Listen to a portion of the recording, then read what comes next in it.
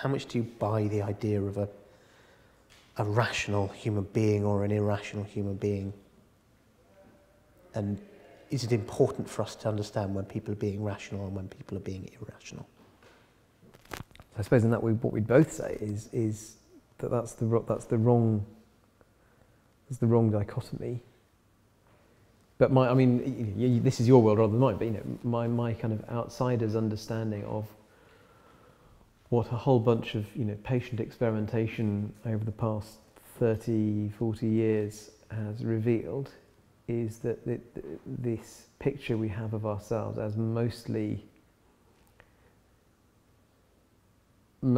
thinking and occasionally instinctive is really largely the other way around, which isn't to impoverish our understanding of what it means to be human, but actually the contrary is to say, look, isn't it amazing that we are capable of doing this much and integrating this much information in ways that aren't step by step and kind of enlightenment rationality, and that's the thing that it's so easy because culturally we pride ourselves on and we prize that sort of step by step ratiocination that goes, okay, this, therefore this, since Aristotle, broccoli contains vitamins, vitamins are good, forthwith Samir eats. We've held that up as a model of being human for quite a long time. And for me, what comes out of the work that you and people like you have been doing is that actually no, we should valorize a different kind of, which is why I don't like rationality versus irrationality. It's more, we should appreciate a different kind of processing of information and inputs that is much more instinctive and can take leaps and can absorb a lot more. Frankly, I can maybe hold, a 7-digit number in my head for a while until I've learned it by rote, but I can't do much more than that. And yet, in this room, I've absorbed all sorts of stuff about the way the window frames feel and what's going on around me and the picture behind us and all of that in a different sort of way.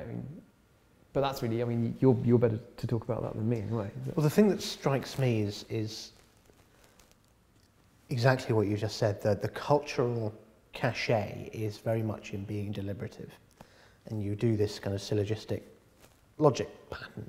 A equals B, B equals C, therefore A equals C, and you work things out, and you take your time deciding on the best product.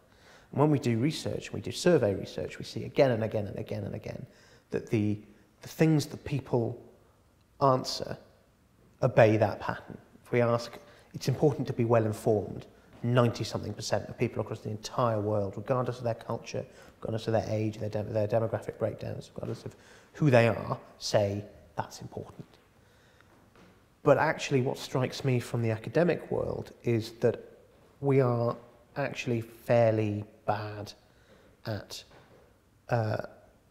putting our resources and our psychological resources into the things that allow us to do that. We get tired incredibly quickly as human beings when we have to start thinking. How many of us spend our days sitting at a desk and go home absolutely knackered? It's exhausting, it really is. So to ask somebody to apply the sheer weight of resource to that kind of problem is insane. And evolutionary, biologically speaking, it doesn't make any sense at all. There's a stat about 10% of your brain. You only use 10% of your brain at any given time. It may well be, there's no scientific evidence for that. It's absolutely ridiculous. But what does make sense is that you're only aware of what your brain does 10% of the time.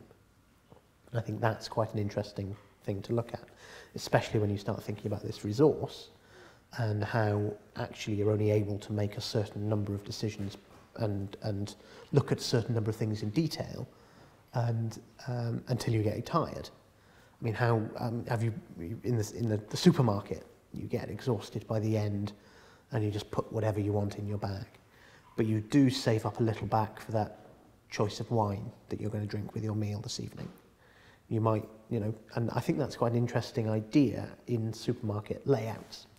And no one's ever, when I try to talk to somebody in the academic world about supermarket layout and how actually you put the things which people want at the back and the things which people don't want at the front, and it makes them pay a lot more attention until they get to the end, and you play with the layout so as to help people make decisions, or put the things that people don't want to think about at the back, and so on and so forth. And people dismissed it, they laughed at it, but it comes back to me again and again and again, that and I keep saying again and again and again, and I'll say it again and again and again, but it comes back that actually this idea that we're quite poor at doing the things we value, psychologically speaking, is quite a pertinent one to the way that we just live our lives and spend our money, which, when it comes down to it, is what the business we're in terms of making people choose our products. That's interesting. So you say if we've evolved as systems to conserve energy and conserve mental resources and apply them, I mean, it's a bit like, my smartphone mostly powers down most of itself most of the time. If I'm playing Angry Birds, then it spins up a bit and uses more power because it's got to do the fluid dynamics or whatever, and the calculations and so on. Similarly, we that's a bit crap analogy, we behave a bit like that. What you're saying is think about supermarket layouts as one example of a collection of decisions that people have to make, but more generally think about decisions in terms of the resource demands that they place upon the decider. Not necessarily the resource that you want them to apply, but the resource that they will apply. So to say, you know what, I'm going to create a big database full of information about dishwasher tablets. And people are going to go in and they're going to read all about the different dishwasher tablets, and I'm going to be very open and very transparent, and they will see that certain products are good for them and they'll be able to do this rational things. And it all exists, all that information exists, but are people willing to do that? Are they interested in expending their resource to do that? Now, there may well be people out there in the world who are willing to spend hours of their life reading about dishwasher tablets. Neither you or I hope, are one of those people. I'm afraid I am, but yeah. But anionic surfactants. well, there you go. So exactly, I couldn't even imagine wanting to begin to understand what the ingredients list of a I'm going to push you on this a bit, because if you've noticed a couple of times you've said ways in which people go wrong, and you haven't used the phrase yet, but you have in the past talked about cognitive biases.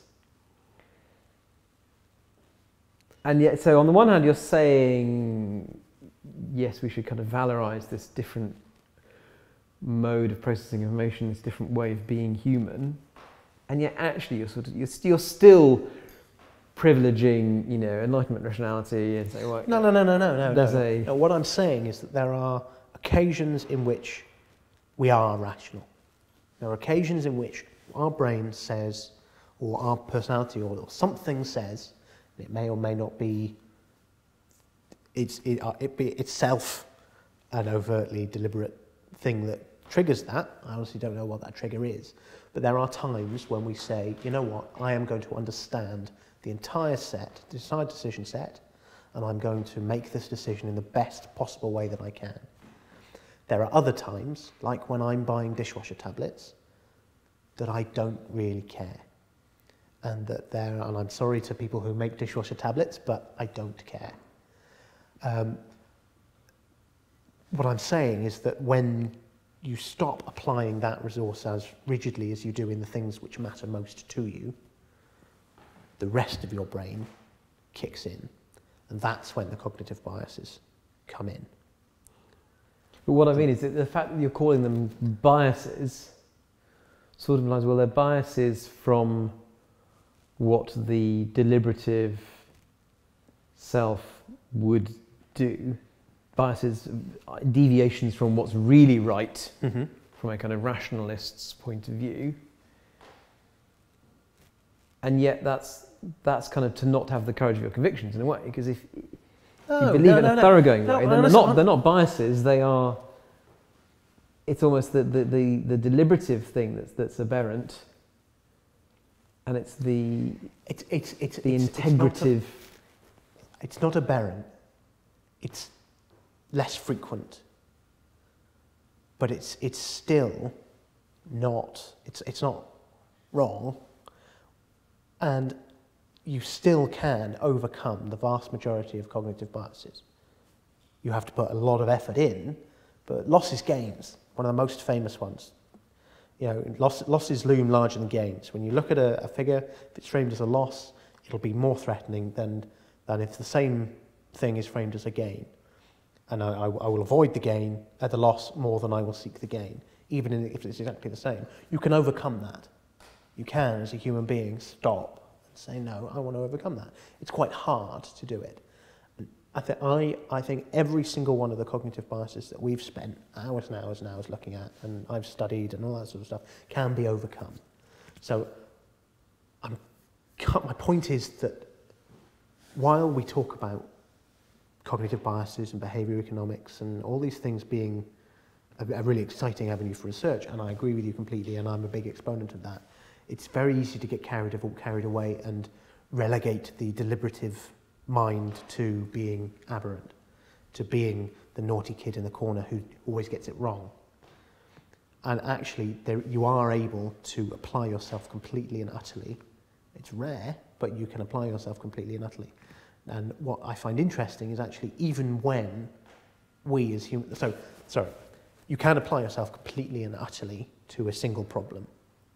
And if you do that in the mechanic, normative, best possible way you can, there is a correct decision in a lot of situations. Certainly in a lot of psychology research they set up so there's a right decision. We can debate all afternoon long about whether there are right decisions in the real world. But let's say there is an absolute normative correct decision. What I find interesting is even when we apply ourselves to get there, still little things creep in around the edges. And we're not strong enough in our own convictions as human beings to fight every single one all the time. So it's very, very rare that we'll make our normative correct decision.